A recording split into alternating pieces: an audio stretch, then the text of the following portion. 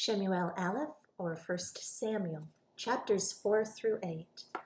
Thus the word of Shemuel was to all Israel, and Israel went out to battle against the Philistines and encamped beside Ben-Haazir, while the Philistines encamped in Aphek. And the Philistines put themselves in battle array against Israel. And when the battle spread, Israel was stricken by the Philistines, who killed about 4,000 men of the army in the field. And when the people came to the camp of the elders of Israel, they said, "Why has Yehovah smitten us today before the Philistines? Let us bring the ark of the covenant of Yehovah from Shiloh to us, so that he comes into our midst and save us from the hand of our enemies." And the people sent to Shiloh, and they brought from there the ark of the covenant of Yehovah of hosts, dwelling between the cherubim. And the two sons of Eli, Hophni and Phinehas, were there with the ark of the covenant of Elohim. And when the ark of the covenant of Yehovah came into the camp, all Israel shouted so loudly that the earth shook. And when the Philistines heard the noise of the shout, they said, "What is this noise of this great shout in the camp of the Hebrews?" And when they knew that the ark of Yehovah had come into the camp, the Philistines were afraid, for they said, "Elohim has come into the camp." And they said, "Woe to us, for it has never been like this before. Woe to us! Who shall deliver us from the hand of these mighty Elohim? These are the Elohim who struck the Mitzrites with all the plagues in the wilderness. Be strong and be men, you Philistines, that you do not become servants of the Hebrews, as they have been to you. Be men and fight." And the Philistines fought, and Israel was smitten. And every man fled to his tent, and the slaughter was very great. And there fell of Israel 30,000 foot soldiers. And the ark of Elohim was captured. And the two sons of Eli died, Hophni and Phinehas. And a man of Benjamin ran from the battle line the same day and came to Shiloh with his garments torn and dirt on his head. And he came in and saw Eli sitting on a seat by the wayside, watching. For his heart trembled for the ark of Elohim. And the man came into the city and reported it, and all the city cried out. And Eli heard the noise of the outcry and said, "What is the noise of this uproar?" And the man came hastily and informed Eli. Now, Eli was 98 years old, and his eyes were so dim that he was unable to see. And the man said to Eli, "I am he who came from the battle, and I fled today from the battle line." And he said, "What's the matter, my son?" And the messenger answered and said, "Israel has fled before the Philistines, and there has been a great slaughter among the people.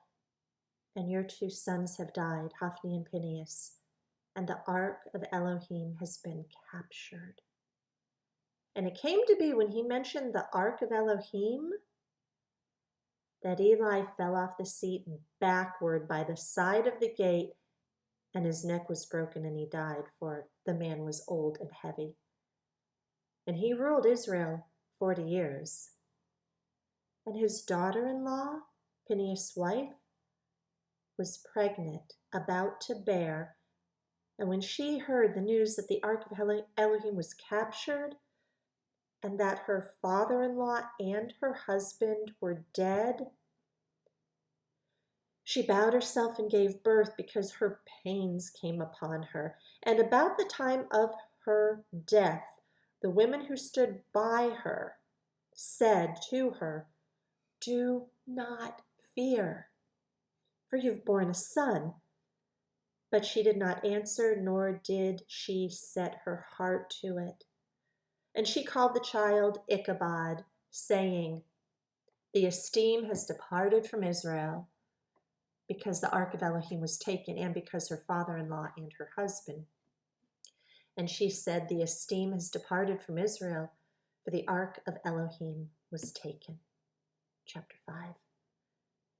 And the Philistines took the ark of Elohim and brought it from Eben Haazir to Ashdod.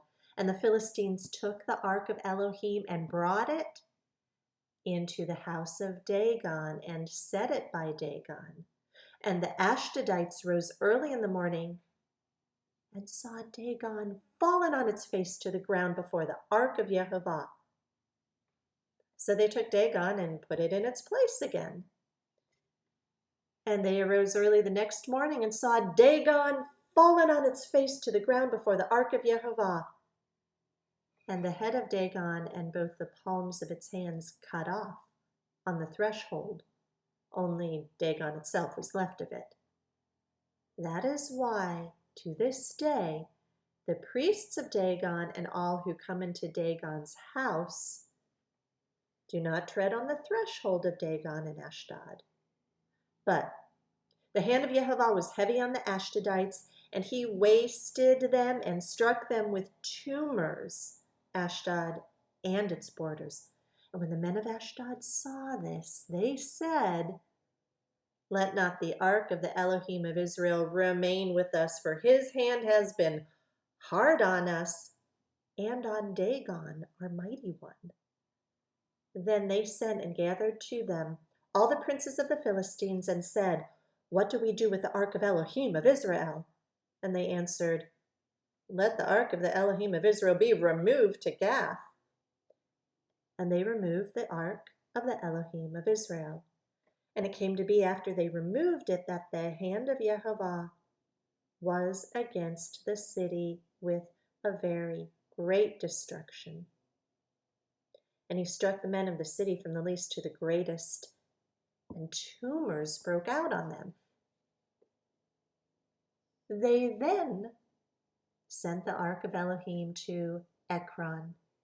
And it came to be, as the ark of Elohim came to Ekron, that the Ekronites cried out, saying, they've removed the ark of Elohim of Israel to us to kill us and our people. Then they sent and gathered together all the princes of the Philistines and said, send away the ark of the Elohim of Israel and let it return to its own place, so that it does not kill us and our people. For there had come a deadly destruction throughout the city. The hand of Elohim was very heavy there. And the men who did not die were stricken with tumors. And the cry of the city went up to the heavens. Chapter 6. And the ark of Yehovah was in the field of the Philistines for 7 new moons. And the Philistines called for the priests and the diviners, saying, what do we do with the ark of Yehovah? Let us know with what we should send it to its place. And they said, if you send away the ark of Elohim of Israel, do not send it empty, but you shall certainly return it to him with a guilt offering. Then you're going to be healed, and then it shall be known to you why his hand does not turn aside from you. And they said, what's the guilt offering which we return to him? And they answered, the number of the princes of the Philistines, 5 golden tumors and 5 golden rats, for the same plague was on all of you and on your princes. And you shall make images of your tumors and images of your rats that ruin the land, and you shall give esteem to the Elohim of Israel. It could be that he does lift his hand from you, from your mighty ones, and from your land. And why do you harden your hearts as the Mitzrites and Pharaoh hardened their hearts? When he had severely dealt with them, did they not send them away, and they went? And now take and make a new wagon and 2 milk cows which have never been yoked, and hitch the cows to the wagon, and take their calves home away from them. And take the ark of Yehovah and put it on the wagon, and put the objects of gold which you're returning to him as a guilt offering, in a chest by its side, and send it away, and it shall go. And you shall see, if it goes up the way to its own border, to Beth Shemesh, then he has done this great evil. But if not, then we shall know that his hand has not come against us. An accident it was to us. And the men did so, and took 2 milk cows, and hitched them to the wagon, and shut up their calves at home. And they put the ark of Yehovah on the wagon, and the chest with the gold rats and the images of their tumors. And the cows went straight for the way to Beth Shemesh, and went along the highway, bellowing as they went, and did not turn aside right or left. And the princes of the Philistines went after them to the border of Beth Shemesh. And they, of Beth Shemesh, were reaping their wheat harvest in the valley, and they lifted up their eyes and saw the ark and rejoiced to see it. And the wagon came into the field of Yehoshua of Beth Shemesh and stood there, and there was a great stone. So they split the wood of the wagon and offered the cows as an ascending offering to Yehovah, and the Levites took down the ark of Yehovah and the chest that was with it, in which were the objects of gold, and put them on the great stone. And the men of Beth Shemesh offered ascending offerings and slaughtered slaughterings the same day to Yehovah. And when the 5 princes of the Philistines saw it, they returned to Ekron the same day. And these are the gold tumors which the Philistines returned as a guilt offering to Yehovah, 1 for Ashdod, 1 for Azah, 1 for Ashkelon, 1 for Gath, and 1 for Ekron. And the gold rats, by the number of all the cities of the Philistines belonging to the 5 princes, both walled cities and country villages, even as far as the great meadow on which they placed the ark of Yehovah, remain to this day in the field of Yehoshua of Beth Shemesh. And he struck among the men of Beth Shemesh, for they had looked into the ark of Yehovah. He struck among the people 70 men, and the people mourned because Yehovah struck among the people a great smiting. And the men of Beth Shemesh said, who's able to stand before this set apart Yehovah Elohim, and to whom shall he go from us? And they sent messengers to the inhabitants of Kiriath Yearim, saying, the Philistines have brought back the ark of Yehovah. Come down and take it up to you. Chapter 7. And the men of Kiriath Yearim came and took the ark of Yehovah and brought it into the house of Abinadab on the hill, and set apart Eleazar his son to guard the ark of Yehovah. And it came to be from the day that the ark remained in Kiriath Yearim that the time increased. It came to be 20 years. And all the house of Israel lamented after Yehovah. And Shemuel spoke to all the house of Israel, saying, if you return to Yehovah with all your hearts, then put away the foreign mighty ones and the Ashtaroth from among you, and prepare your hearts for Yehovah, and serve him only, so that he delivers you from the hand of the Philistines. And the children of Israel put away the Baals and the Ashtaroth, and served Yehovah only. And Shemuel said, gather all Israel to Mizpah, and let me pray to Yehovah for you. And they gathered to Mizpah, and drew water, and poured it out before Yehovah. And they fasted that day, and said there, we have sinned against Yehovah. And Shemuel rightly ruled the children of Israel at Mizpah.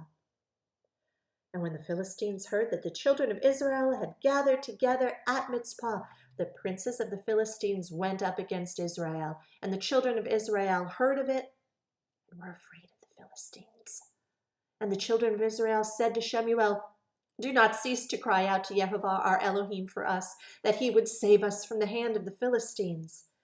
And Shemuel took a suckling lamb and offered it as an ascending offering completely to Jehovah. And Shemuel cried out to Jehovah for Israel, and Jehovah answered him. And it came to be, as Shemuel offered up the ascending offering, the Philistines drew near to battle against Israel. But Jehovah thundered with a great voice on that day on the Philistines and troubled them, and they were smitten before Israel. And the men of Israel went out from Mizpah and pursued the Philistines and struck them as far as below Bethkar. And Shemuel took a stone and set it up between Mizpah and Shen, and called its name Eben Haazir, saying, "Thus far Jehovah has helped us." Thus the Philistines were humbled and no longer came to the border of Israel, and the hand of Jehovah was against the Philistines all the days of Shemuel. And the cities which the Philistines had taken from Israel were returned to Israel from Ekron to Gath. And Israel recovered its border from the hands of the Philistines. And there was peace between Israel and the Amorites. And Shemuel rightly ruled Israel all the days of his life. And each year he made the rounds of Bethel and Gilgal and Mizpah, and rightly ruled Israel in all those places. Then he returned to Ramah, for his home was there. And he rightly ruled Israel, and there he built a slaughter place to Jehovah. Chapter 8. And it came to be when Shemuel was old that he made his sons rulers over Israel. And the name of his firstborn was Yoel, and the name of his second Abiah, rulers in Beersheba. But his sons did not walk in his ways, and turned aside after their own gain, and took bribes and twisted right ruling. And all the elders of Israel gathered together and came to Shemuel at Ramah and said to him, "Look, you're old, and your sons do not walk in your ways. Now appoint for us a sovereign to rule us like all the other nations." But the word was evil in the eyes of Shemuel when they said, "Give us a sovereign to rule us." So Shemuel prayed to Jehovah, and Jehovah said to Shemuel, "Listen to the voice of the people in all that they say to you, for they have not rejected you,